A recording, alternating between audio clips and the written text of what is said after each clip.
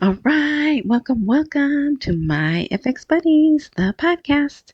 And I say podcast because there are other mediums in which you can enjoy this content, but the best way, in my opinion, is the blog. And the blog is at myfxbuddies.blogspot.com. And that's too much to remember or to type in. So wherever you are watching or listening to this, look for a prompt of open, more, info, intro, description, something of that nature.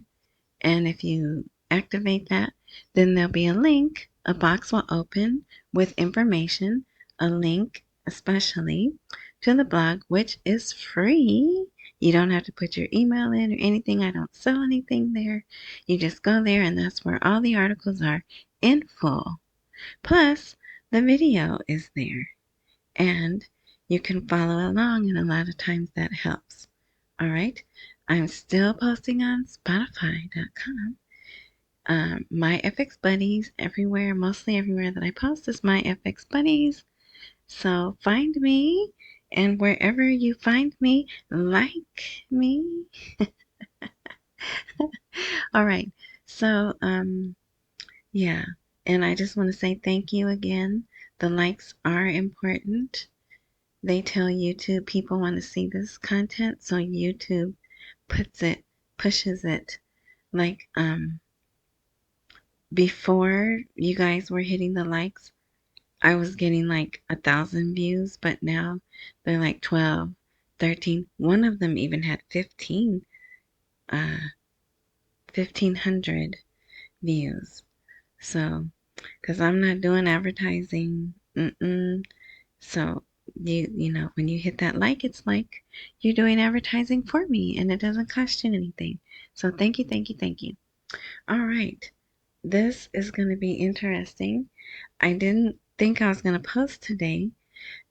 Actually, I did, right? I said I was going to post. So Iraq did reopen their airspace, and Qatar, they did. But you know why? Shoot. I have some things. But Pezeshkian, that is the neighbor's president, he called them because they were mad, right? They were mad. And I do believe the other guy that was on TV screaming that I couldn't figure out who he was, I think he was Qatari. But so the president called and said, we weren't shooting at you guys. We were shooting at the Americans that's in your country. So just a simple phone call like that. And you know, all of it is, it's a show, right? Way back whenever Shakespeare was alive. Isn't he the one that wrote that? All the world's a stage? But it's important for power brokers to appear powerful. So there's certain things they have to do so the people of their nation will see their leader as a powerful person, right? And not a punk, right? All right, so that's that. Now, what else? So let's just get into it. It is Tuesday, June 24th, and the title of this is The Neighbor, U.S. and Iraq Peace Talks Push the Dinar Up. The dollar is declining. Positive indicators from the Sulaymaniyah Stock Exchange after the conflict ended, right? So this is what they're calling the stock exchange. It's not really a stock exchange. It's this, I think it's this store, right? No, it's this store right here. It's one of them. I don't know. But they just go in there. It's just an exchange location, right? So, and this is in Kurdistan. And they're talking about the announcement of the halt to the regional conflict.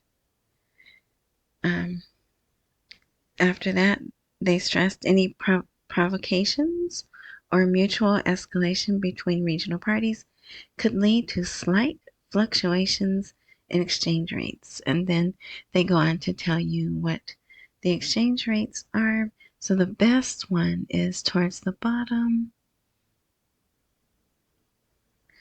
Also, the recent statements have contributed to supporting the Iranian currency, the Iranian rial, right? So this is actually pretty interesting. It's a short little article, but it has some good information. Where is it? Okay, here we go. So 1411. That was the best price. 1411, 1413. So it was going down throughout the day. So we'll see what happens tomorrow, which is Wednesday, and then Thursday they go on holiday, right? Never mind that picture there. This is it's on Telegram, and I'm not even going to tell you the troubles I have with that. But so we know the U.S. president is at the NATO meeting in, oh, I looked it up. Is it Geneva? Oh well, I don't know. But wherever it is, it's today and tomorrow, and he had a meeting with the Turkish president. Yeah. So what did they talk about?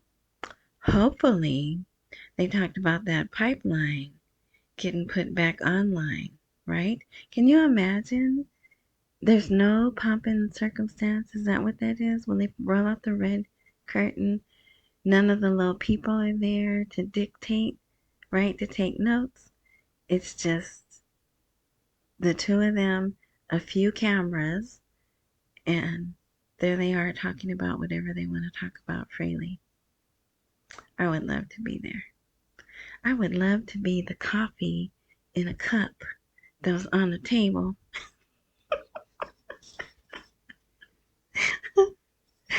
Oh, I know. Hey, I have to keep you guys engaged somehow, right? Gotta keep this boring stuff interesting. But so I'm hoping tomorrow there'll be more articles about that, and maybe they'll say what they talked about. All right, so Sudani did a lot with money today, accelerating the completion of financing and disbursement procedures for investment projects. 2 trillion dinar. 2 trillion dinar was approved. And not just approved, it was also the disbursement procedures. So if they didn't disperse it today, they must have a planned date, right, to disperse it. So yeah, they had that, and then there's another one later. I almost made this the title article. And I'm going to read this article because I think it's important. So an economist, right? And it is an economist. It's not a fintech person, not a AI person, whatever, right? So keep that in mind. 12 days that reshaped the Middle East. And we're going to call him Munir. He's an economic expert. So on Tuesday, the sole victor in the 12-day battle was technology. It tipped the scales of the conflict. Look at that. He used conflict. Thank you. Granted superiority, and whoever possessed it possessed the initiative and the ability to persevere and endure. Munir stated in a blog post that in just 12 days, the face of the Middle East has changed in ways not seen in half a century and may never be the same again. It was not just a few days of escalation or tension, but a watershed moment that redraw the map of influence and the map of balance and power in the region, and forced everyone, countries and peoples alike, to reconsider their positions, their alliances, and the way in which nations should be rebuilt. These days have proven that no one emerges victorious from battles that rely less on reason than on emotions. The only victor in the 12-day battle was technology, and then all that there we already read. The message is clear. It is no longer enough to raise slogans or feed our people with wishes.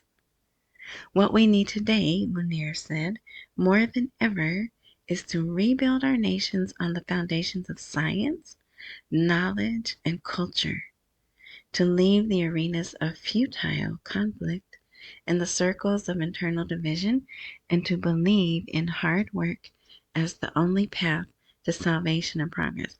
Now I can't get on that hard work with him. Nope.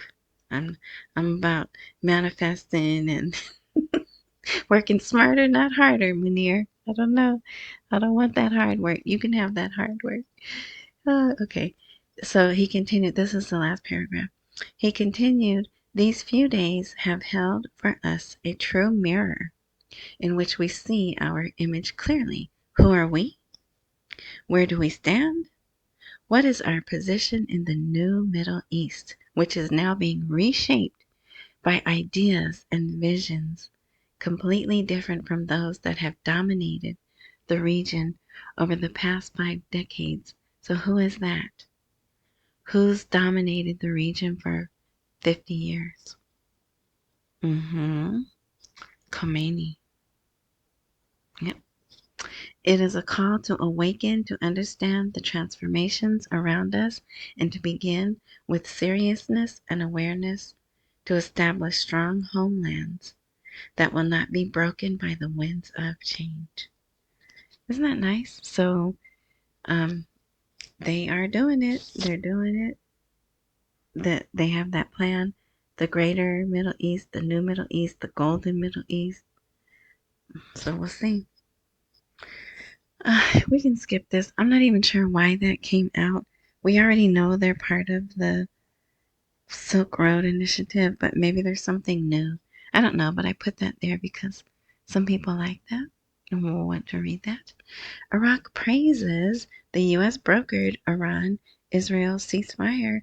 And let me tell you, I think they had a good night. So the TV station that I watched, it shut off. It's been off for almost 3 hours. But up until, so right now it is 8:47 a.m. tomorrow morning. So it should be daylight. And usually if they were going to kablooey each other, they would do it in the dark. And doing it in the dark. Anyway, and before the transmission shut off, there hadn't been any kablooies. So day one went well. Oh, so you could read this if you want.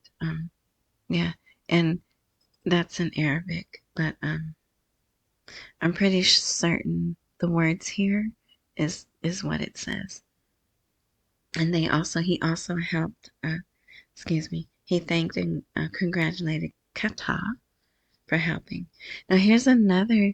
If you can, you might want to read this. The rise of the Iraqi dollar, which is our dollar. I don't know why they say that. Wait, let me make sure. The rise of the Iraqi dollar is not due to colored noise. An expert discusses Mohammed Saleh's opinion. So remember last week, I think, Mohammed Saleh put out an article or a statement or something about the rising dollar was colored noise. So then this person says 5 reasons bigger than psychological issues. All right, let's see. Because what's going up is the US dollar, not the Iraqi dollar. We want that to go up, right?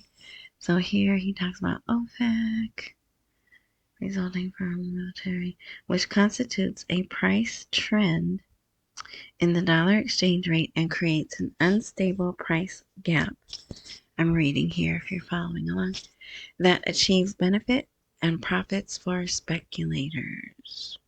Yeah, so it this is, now remember, this is a person, an expert, refuting or commenting on Mohammed Saleh's statements. In a new justification for the rise in the dollar exchange rate, on the parallel market, the hypothesis was put forward that what is happening is nothing more than informational noise or colored noise fueled by atmosphere of the conflict and the accompanying rumors and temporary psychological expectations. And that is, they were freaking out and they're like, oh no, we're going back into conflict again. That means the money's going to fall. Let's get dollars, right? So, he or she, I'm not sure what this person is. Now, they do say, hey, I know we have foreign reserves that cover 15 months of stuff, but you can't ignore the parallel market. You know, they should be asking, why do we still have a parallel market? The Iraqi economy is considered a fragile economy as it relies on oil. There they're talking about the foreign transfers and how they do it now. More about OPEC, which I'm not sure why they're talking about OPEC, because they're not on the OPEC list anymore. But maybe because it's so fragile in the weakness of the electronic system that they could. I mean, you know, we got the power, right? We can say, oh, look at these files. Look at these violations we found in your K2 audit and your Ernst & Young audit. Sanctions, right? We can do that. So hopefully we won't. But and then here they're talking about smuggled currency. Oh my gosh, let me hurry up because I don't even think we're halfway through. Oh, so remember I was saying it seemed like our president was telling Bibi, nothing else. We're not doing anything else for you. And here's an article saying Bibi understands the U.S. president will no longer participate in the conflict. All right, I want to show you this video. See what it says here? The neighbor's embassy in Baghdad was surrounded in celebration. Okay, so for those who can't see, these are Irani people in Iraq driving. And look, that flag is a Lebanese flag. Those flags right there are militia flags. So, because what's happened, there right there, that's a militia flag. This is Lebanon's. So all of these people are in Iraq. They're outside the Iranian embassy in Iraq, celebrating Iran's victory. Okay? All right. So let's pause that. And let's find, what is this? Oh, yeah. Oh, what time is it? Okay. Kurdistan put this out. Kurdistan directs banks to halt financial disbursements for 2 months. And I know some people want to go, oh yeah, they're halting that because they're calculating the new rate. No. The Kurdistan region is in turmoil because the ruling families don't want to lose power. They even told the people who do have a right to protest, oh, and we're shutting down protesting for 2 months as well. So and remember those 9 judges quit? They probably were threatened or blackmailed or whatever. They stepped down. So all of this is over money. I mean, you can read these 2 paragraphs of what it says, but it even says the ministry issued an official directive to all banks, their finance ministry, right? Kurdistan's finance and economy ministry, ordered to suspend all types of exchanges for 2 months. So guess what, guys? no RV for at least 2 months. That's how I read that. But you know, hopefully they'll prove me wrong. So, and they're saying because of ongoing disputes between the region and the federal government regarding the oil and budget issues. And it very well could be because what? They still don't have the budget, right? The budget still is not opened and settled. So here, the neighbor's embassy told the people, go party until the morning because we won. We defeated the evil us and ice cream land. Here's an article about smuggled oil. You can read that if you like. Get ready. Iran is coming with 1,000,000 barrels. And this is Sudani. This is not Sudanese. I know it says Sudanese, but it is not. It's Sudani. Drowning in debt and confused about salaries. So it's good. I just don't have time because I want to show you. So there were attacks on. Oops, I didn't mean to say that, but I did. Oh wow, can we move this? Iraq orders investigation after kablooies hit Taji and Imam Ali bases. But look, they want you to sign up for $9. Well, it's probably $8.99. Subscribe for less than $9 a month. No. And I hate that too because this is a good, if you're someone who can afford whatever 12 times $9 is, this is actually a good publication. It reports on the Middle East, period, not just Iraq. But yeah, sorry, I'm not paying for that. And there was some radar thing that got shut. Oops, let me shut off Maneko 64. All right. Let's see. So Sudani had, look at all these people. This is the Council of Ministers. But guess what? It normally is half this size. Here, let me enlarge this. So he gave a speech. They showed it on TV. But guess what? They won't tell me what he said.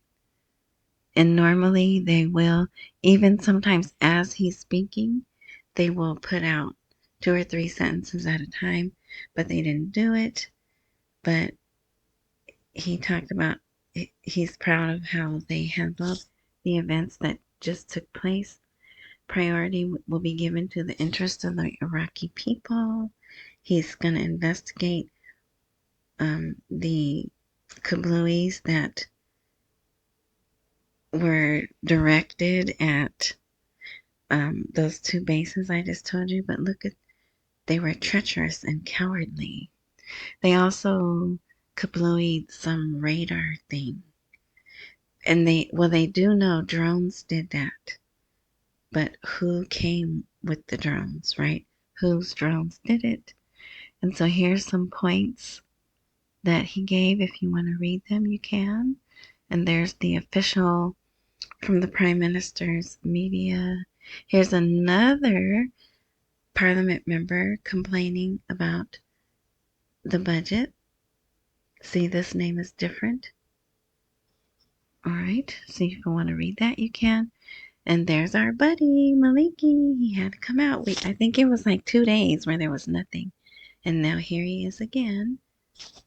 And the illusion of the greater ice cream land collapsed under the steadfastness of the neighbor, Lebanon, and Pizza Land.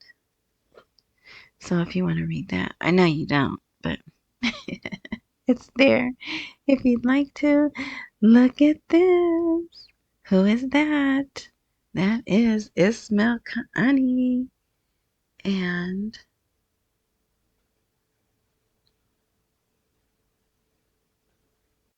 who is that? That is Ismail Qaani. But he's supposed to be not among the land of the living, right? But there he is. So I thought that was interesting. They published a video of him out at one of the victory celebrations. So I guess whoever took his spot has to give it up, right?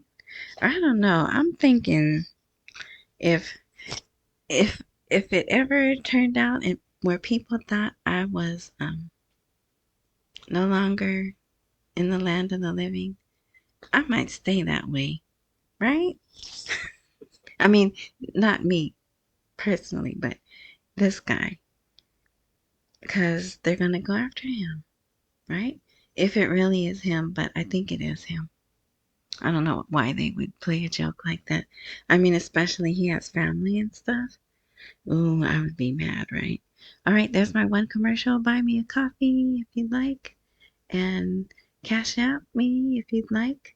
$ T as in Tom, I, S as in Sam, H, WASH. Big or small, I appreciate it all. All right, let's see.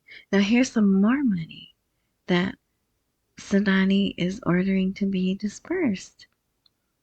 The Ministry of Finance determines the mechanism for calculating thank you letters. I would like a thank you letter with some money attached. And seniority for employees. So they're going to calculate. Here it looks like if you've been there 6 months, you get a thank you letter in one amount.